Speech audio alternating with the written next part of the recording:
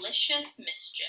Noun, the act of purposely destroying the property of someone else's business. Jessie was all in knots. Evan was madder than ever at her, and she couldn't figure out why. He had said, "Do you want to call off the war?" And she had said, "Sure, let's call off the war." Or something like that. That's what she'd meant to say. That's what she'd wanted to say. But what had she really said? She'd mentioned Megan. Oh, she'd almost spilled the beans about Megan giving her the $104. But she hadn't. She kept her mouth shut just in time. Jessie smiled, remembering that. So why had Evan acted like that? What was the matter with him? Jessie lay down on her bed. The world was a confusing place, and she needed Evan to help her figure it out. If this is what 4th grade was going to be like, she might as well just give up now. And there was something else that was tying her up in knots. That $208. It wasn't really hers. Megan had given it to her to make a donation. She hadn't given it to Jessie the way Evan's friends had given their money to him. That still made her so mad when she thought about it. Oh, she wanted to get even with him for saying she didn't have friends. So even though it looked like she had $208 in her lockbox, only half of that money she could honestly call her own. Still, if push came to shove and she needed it all to win, sure, she'd use it all. This was a war. But if she pretended that all that money was hers, hey, what if Evan has even more than that? So if she lost, even with Megan's money? Gulp! Jessie hadn't thought of that. If she lost, even with $208. If she lost. Oh my gosh. Winner takes all. She would lose all of Megan's money to Evan. How could Jessie explain that to her friend? You see, I took all the money that you earned to help rescue animals, and I lost it to my brother, who's going to buy an iPod. Megan would hate her. All the girls who were friends with Megan would hate her. And Evan already hated her. So that was that. Goodbye, 4th grade. She couldn't use Megan's money to try to win the bet. It was too risky. But did she have enough to win it on her own? Jessie felt desperation rise in her throat. How much money did Evan have? She had to find out. Jessie tiptoed upstairs to the attic office. She listened at the closed door. Her mother was on the phone. Then Jessie snuck downstairs. Evan was watching TV in the family room. Like a whisper, she crept back up the stairs and into Evan's room. There was a strict rule in the Tresky house. No one was allowed in anyone's room without an express invitation. That was the term. It meant that Jessie had to say, "Evan, can I come into your room?" And Evan had to say, "Yes," before she put even one toe over the line. So even though Evan's door was wide open, just crossing the threshold was a direct violation that carried a fine of $1. But that was the least of Jessie's concerns. She snuck over to Evan's bookshelf and picked up a carved cedar box. Evan's chosen souvenir from the family summer vacation. It was orange red. Evan's chosen souvenir from the family summer vacation. The orange-red wood of the box had a scene etched into the top. A sailboat sailing past a lighthouse while gulls flew overhead. The words, "Bar Harbor, Maine," were painted in the sky. The box had brass hinges and a clever latch. What it didn't have was a lock. Jessie flipped open the lid, immediately smelling the spicy, sharp scent of the wood. She couldn't believe her eyes. Her hands started pawing through the bills. Dozens of them. There was a 10 and a bunch of 5s and more 1s than she could count. She sat on Evan's bed and quickly sorted out the money. Evan had $103.11. 89 cents less than she had. 89 cents. He could sell one lousy cup of lemonade tomorrow and beat her. There was nothing she could do about it because she'd be at the beach. I can't let him win, she thought. I can't. She had gotten to the point where she couldn't even remember what had started the whole war. She couldn't remember why it had been so important to win in the first place. Now, she just had to win. She messed up the money and stuffed it back in the box. That night, in bed, she lay awake trying to think of some way to stop Evan from selling even a single glass.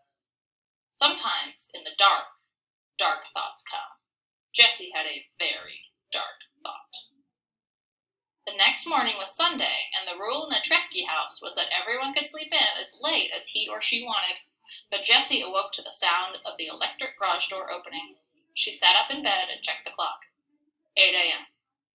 Then she looked out her window just in time to see Evan pedaling away on his bike, his backpack on his back. She quickly dressed and hurried down to the kitchen. Her mom was making some scrambled eggs and toast. "Hi, Jess. Want some?" she asked, pointing with her spatula at the pan of sizzling eggs. "No, thanks," said Jessie. "I washed your blue bathing suit last night. It's hanging in the basement. What time are the Moriartys picking you up?" 9 o'clock, said Jessie. "Mom, where did Evan go?" "He went to the store to buy some lemonade mix." Jessie's mom scooped the eggs onto a plate and put the pan in the sink. When she turned on the faucet, the pan hissed like an angry snake. A great cloud of steam puffed into the air and then disappeared.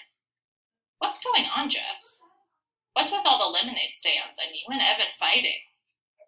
Jessie opened the pantry cupboard and pulled out a box of Kix. "Nothing," she said. She watched the cereal very carefully as she poured. She didn't want to look at her mother right then. Mrs. Tresky got the milk out of the refrigerator and put it on the counter next to Jessie's bowl. "It doesn't seem like nothing.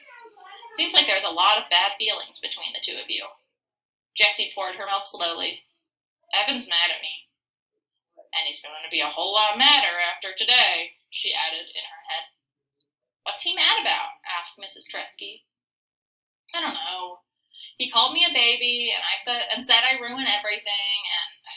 Jessie felt it coming. She tried to hold it back, but she knew it was coming. Her shoulders tightened up, her chest caved in, and her mouth opened in a howl. "He said he hates me!" Tears poured out of her eyes and dropped into her cereal bowl. Her nose started to run and her lips quivered. With every sob, she let out a sound like tires squealing on a wet road. For the whole time Jessie cried, her mother wrapped her in a hug, and then like a faucet turned off, Jessie stopped. She had told the truth. She really didn't understand why Evan was so angry. Even before the lemonade war, he had been mad, and Jessie didn't know why. "Better?" asked Mrs. Tresky. "Not much," said Jessie. She wiped her nose with her paper napkin and started eating her cereal. It was soggy, but thankfully not salty. "Do you think it would be a good idea to find out what he's mad about?" asked Jessie's mom. "You're never going to stop being mad at each other until you both understand what the other person is feeling." "I guess so," said Jessie. "It can be hard. Sometimes it's even hard to know what you're feeling. I mean, how do you feel about him?" asked Mrs. Tresky. Jessie didn't have to think long. All the insults and anger, the confusion and fighting, seemed to converge in a single flash of white-hot feeling. "I hate him. I hate him for saying all those mean things and for not letting me play. I hate him just as much as he hates me. More." Mrs. Tresky looked sad. "Can we have a sit-down about this tonight, after you get back from the beach?" "No," said Jessie, remembering the spit vow. Evan would be mad if he knew that she had worried Mom with their fighting. And then he'd spill the beans about the terrible thing she was about to do. Jessie didn't want her mom knowing anything about that. "We'll work it out ourselves, Mom, I promise. Evan and I will talk tonight." "I'm sorry I've been working so hard," said Mrs. Tresky. "I know it's a lousy end to the summer." "It's okay, Mom. You gotta work, right?" "Yes. No. I don't know." "I promise I'll be finished by dinner time tonight. That way we can all go to the fireworks together." Jessie's mom looked out the window. "I hope they don't get canceled because of the weather. They're saying scattered thunderstorms this evening." Jessie and her mom finished breakfast without saying much else. "I'll clean up," said Jessie. She liked to do the dishes, and she wanted to do something nice for her mom. While she cleaned, she thought about the terrible plan she had come up with last night. It was mean. It was really mean. It was the meanest thing she had ever imagined doing. "I'm not going to do it," she decided. "I hate him, but I don't hate him that much." She was putting the last glass in the dishwasher when Evan walked in. His backpack was bulging. "I thought you were going to the beach for the whole day," he said. "Am I Megan's picking me up in half an hour. She thought she saw Evan stiffen up. Good. What's in the backpack? Not much, he said, dumping out the contents. Onto the kitchen table.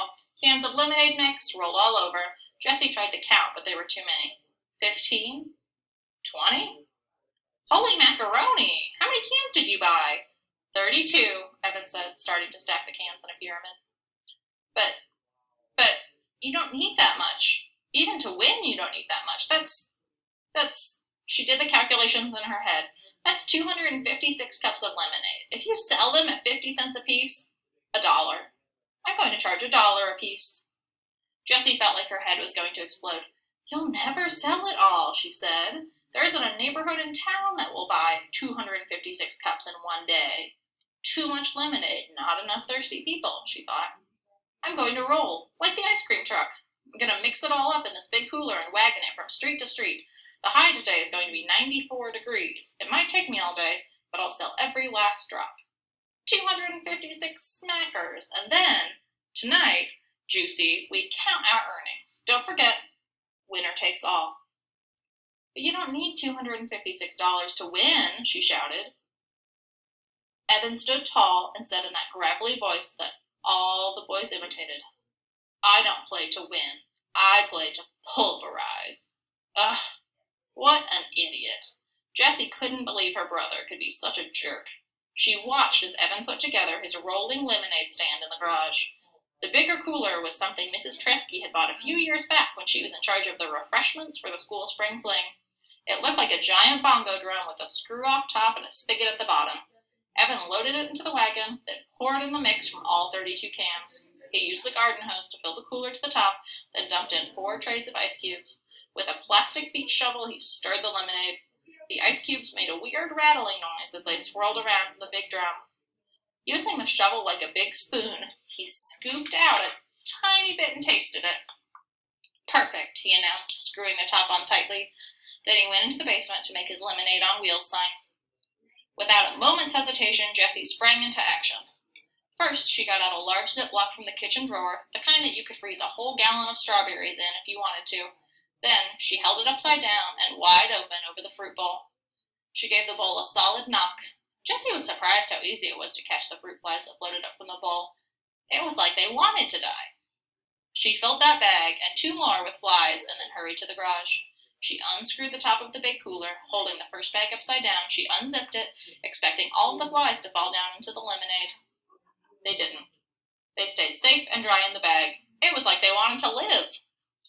Too bad for you, you stupid flies, said Jessie as she plunged the bag into the lemonade. Under the surface, she turned the bag inside out, swishing it back and forth so that all the flies were washed off into the lemonade. She emptied all 3 bags of flies into the big cooler, then hunted around until she found 2 green inchworms and a fuzzy gypsy moth caterpillar. She tossed them into the cooler. Then she threw in a fistful of dirt for good measure. She was just about to screw the top back on when she heard Evan coming up the basement stairs. There wasn't time to get the top back on. He would see the bugs and the whole plan would be ruined. Jessie ran to the steps and shouted, Evan! Mom wants to see you in her office. Right away. Oh, man, muttered Evan as he started to climb the second set of stairs. Jessie quickly screwed on the cap, grabbed her blue bathing suit from the basement, then went upstairs to her room. On the way, she passed Evan coming down. Mom did not want to see me, he said, annoyed. Jessie looked surprised. That's what it sounded like. She yelled something down the stairs. I thought it said, get Evan. I thought it was, get Evan. Jessie shrugged.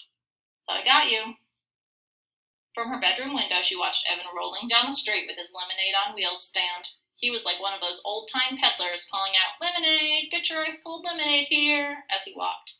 For one brief second, Jessie felt a stab of regret.